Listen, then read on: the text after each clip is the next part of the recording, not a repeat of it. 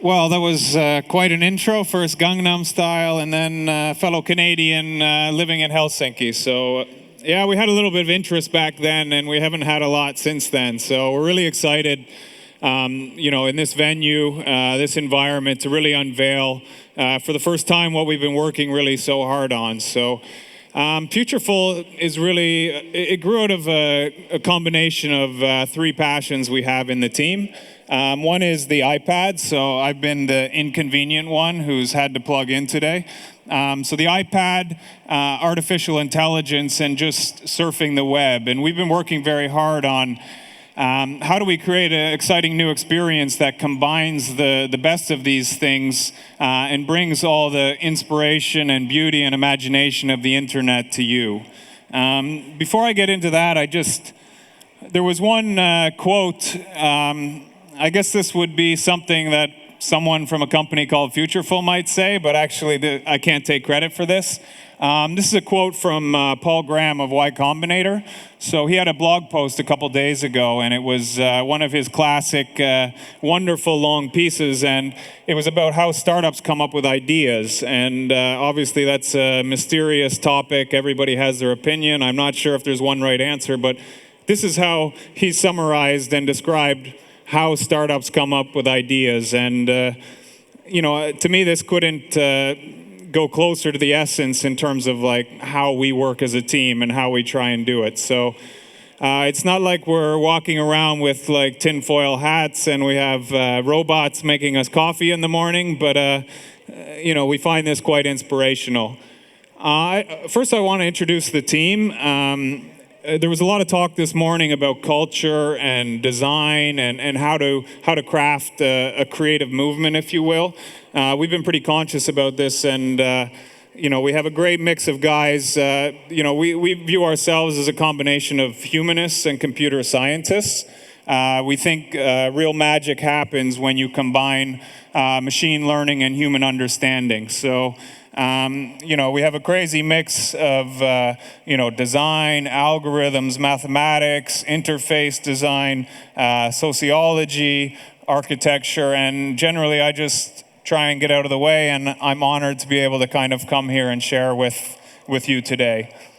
One other announcement we'd like to make actually before I get into the product demo is we've had one other key person working with us over the last year that's really been a wonderful support and help.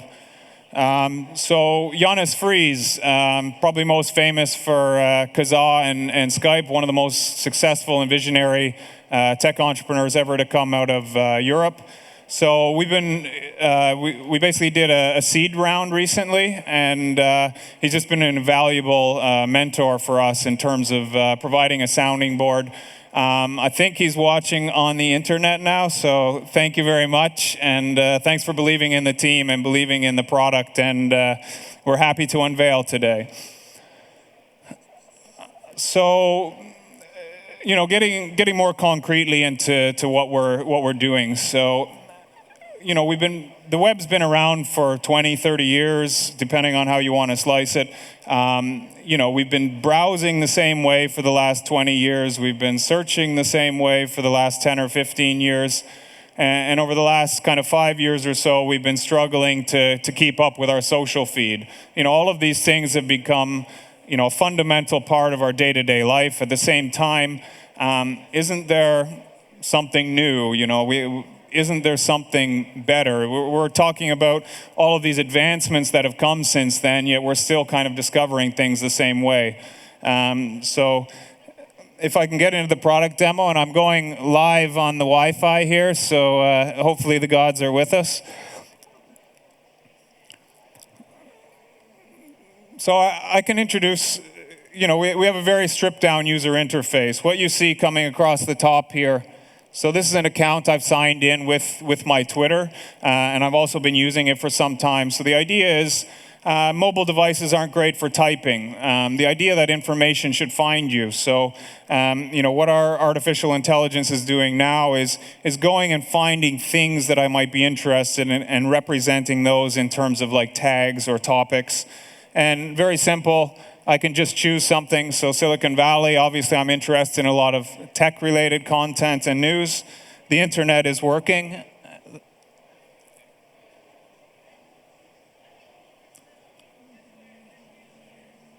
And then basically it's, we got an advertisement here. If I skip to the next one, I pull down and I get the next related content to that. And simply we've built the browser into the app. We're launching as iPad app only. And it's a new way to kind of consume content. So, standard web page, easy and smooth. And if you notice what happened at the top now, I get more content and more topics related to this. So once I've chosen Silicon Valley, I get things related to Moore's Law and Google. So if I choose that, basically it starts to combine these concepts. So taking you on a bit of a journey, the same way, you used to surf the web when there was, a more surprising or serendipitous way to see things. So then it starts to combine Google and Silicon Valley. And former Google lawyer leads the Silicon Valley Patent Office. I'm interested in algorithms. Now it starts to bring me content related to these things. So there's something about the Silicon Valley reality TV show and something related to algorithms. I can kind of remove things and go back to the original topic I was on. So that's pretty much it. And okay, we've been working on this for over 2 years now, and it's kind of like we want the interface to be as simple and fluid as possible. And of course, all of the magic is happening in the back end. So I get, based on my usage of this service, I get very different things coming to me, like technology. There's something about Kickstarter, whereas somebody else who's interested in different topics obviously would get different things proposed to them. Also, the content related to that. So if I choose Silicon Valley and somebody else does, the content would be different. So somebody might be interested more in technical, software-related stuff. Somebody might be more interested in marketing. So the idea is that every time is something new. And another difference from search is that I never see the same content again. So if I went and Googled Silicon Valley, I'm not getting the most compelling results, perhaps. And if I go back tomorrow, I'm probably getting the same thing again, et cetera, et cetera. So, a very simple way to surf the web. You can also type things in. So, this is more of a search type experience. And then I'll get something related to the Slush conference, hopefully not snow and bad weather, but the conference. So here's something related to Blast's previous launch. I think it was earlier today. And you can start to see some of the names coming in of various startups related to the event, et cetera. I don't know how I'm doing for time. I'll explain a little bit deeper on some of the other features. That's the core, a new way to discover things. And of course, I can also, if I see something interesting, I can also favorite that. And this goes back to a little bit, I don't know who's familiar with Delicious. That was a very popular service before they kind of fizzled out with Yahoo. But the idea that you bookmark and tag things so they're much easier to find later. And of course, in our system, the benefit is it also spreads the signal for other people. So if I save that with the tags that have been proposed, then I can go to my favorites page or my bookmarks. And you can see now that at the top of the list is something related to the Blast launch and Jonas Hjelt.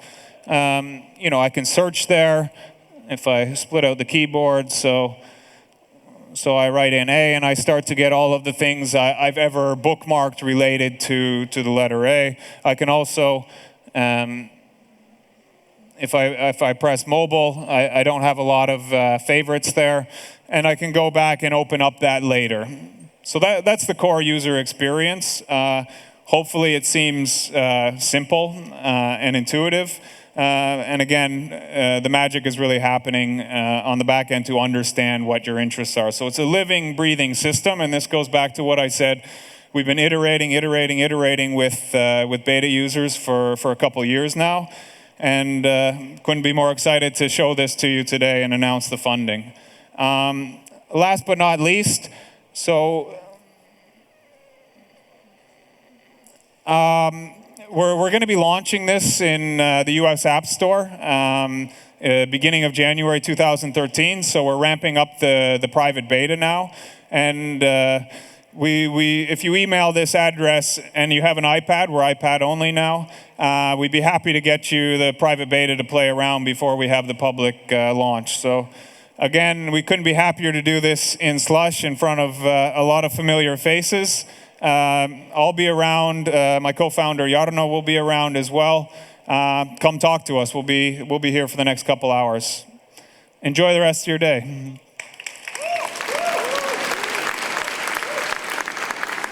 Thank you, Marko. And way to have the courage to do a live demo on our Wi-Fi. Was I the only I think you were the only foolish one, yeah.